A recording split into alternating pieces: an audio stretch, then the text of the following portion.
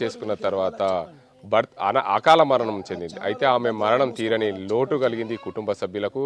ఆమెని భర్త బంధువులు హత్య చేశారని చెప్పి తల్లిదండ్రులు అయితే ఆరోపిస్తున్నారు. దీనికి సంబంధించి శృతి తండ్రి ఉన్నారు, వారిని అడుగుదాం. అసలు పూర్తిగా శృతి మరణానికి కారణమైతే భర్త బంధువులు వారందరూ భర్తతో సహా అందరూ కూడా మా కారణం అని చెప్తున్నారు.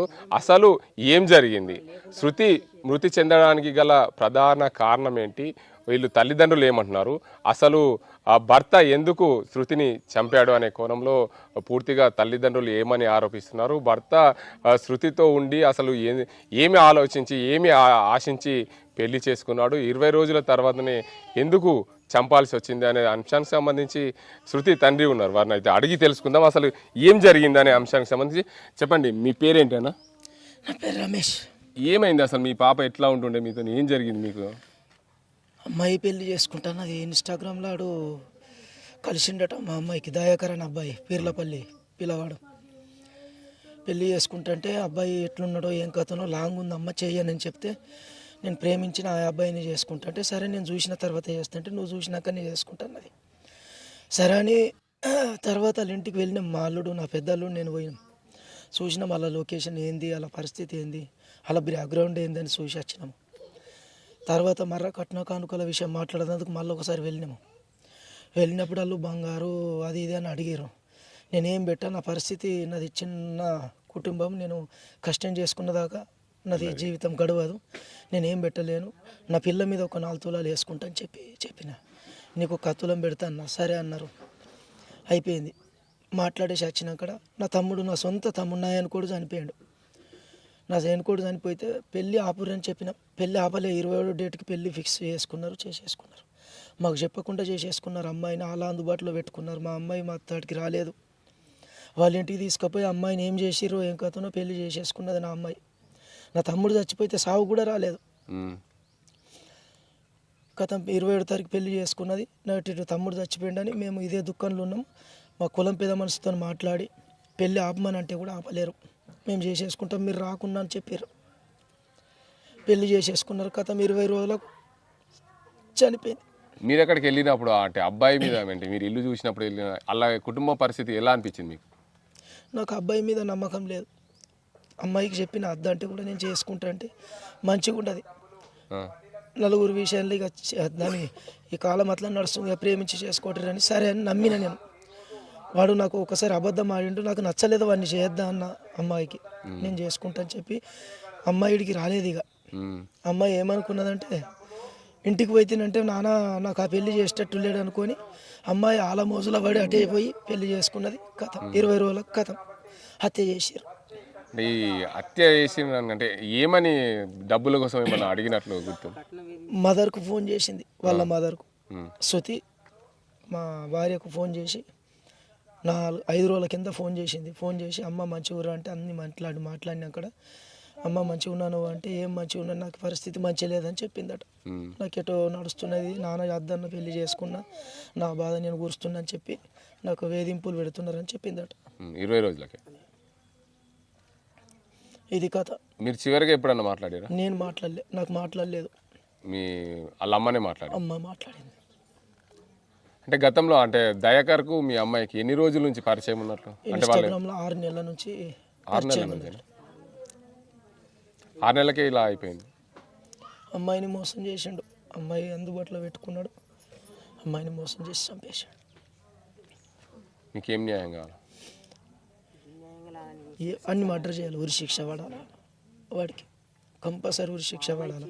వాడు సావుకు వచ్చిండని ఛానల్లో ఇస్తున్నారు. ఆడవాడు సంతోష్ అట అదే ఛానల్లో, వాడికి మంచిగా బుద్ధి చెప్పేటట్టు మీ ఛానల్ వాళ్ళకు నేను దయచేసి ఒకటే కోరుకుంటున్నా, వాడు ఛానల్ బంద్ కాల. వాడు ఎట్లా చెప్తున్నాడు, ఆడు దయాకర్ సావుకే రాలే, చంపేసి పరాల్లో ఉన్నాడు, మాకు దొరకని లేడు. మేము పోయినాము, గజివెల్లి లేచి అమ్మాయిని ఆడు ఊరి వేసిన జాగల అమ్మాయి లేదు.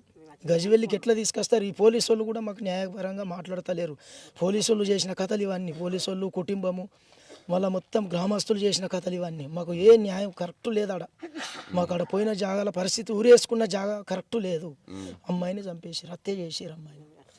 పోలీసు వాళ్ళు కూడా మేము చెప్పినాం, నాకు అక్కడ నుంచి సర్పంచ్ పీర్లపల్లి ఊరు నుంచి సర్పంచ్ ఫోన్ చేసి మీ శృతి అమ్మాయి చనిపోయింది అంటే ఎట్లా చచ్చిపోతుంది నా అమ్మాయి 20 రోజులకి ఎట్లా చచ్చిపోతుంది అని అడిగితే ఊరేసుకున్న చచ్చిపోయిందంటే ఊరేసుకున్న జాగాలు అట్లనే ఉండాలా నేను వచ్చిందాక అమ్మాయిని తీయకూరి ఆ జాగాలకి వెళ్ళని చెప్పిన. ఎట్లా తీస్తారు ఈ కానిస్టేబుల్, ఎట్లా ఈ ఎస్ఐ, ఎట్లా ఈ సిఐ ఎట్లా పోయి తీసుకొస్తారు అమ్మాయిని? మేము వచ్చేదాకా ఉంచాలా కదా.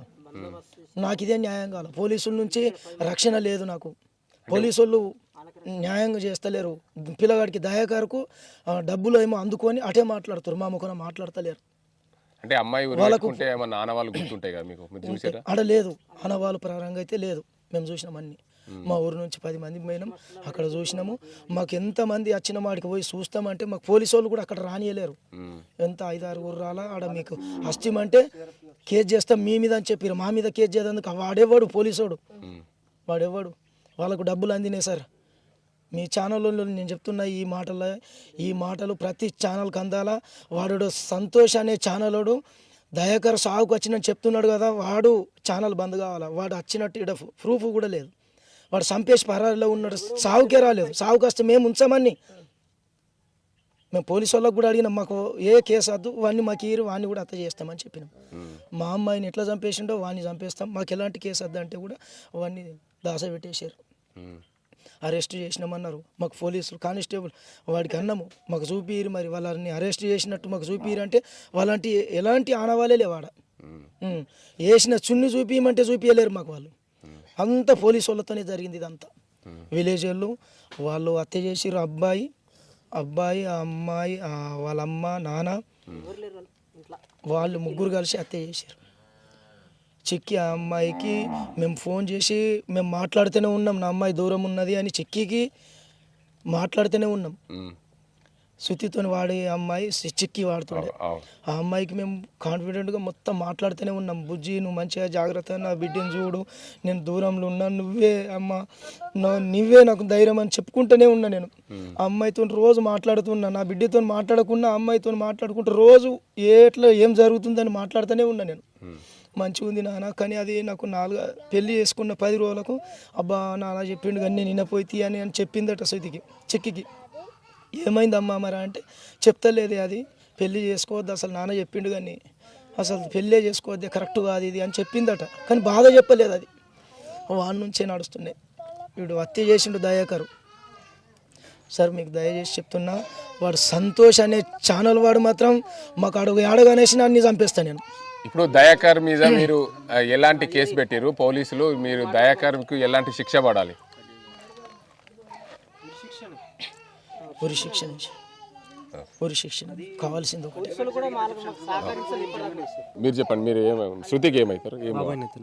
అంటే ఏం జరిగింది అసలు? మీతో ఎప్పుడు మాట్లాడింది శృతి? నాతో ఏం మాట్లాడలేదు.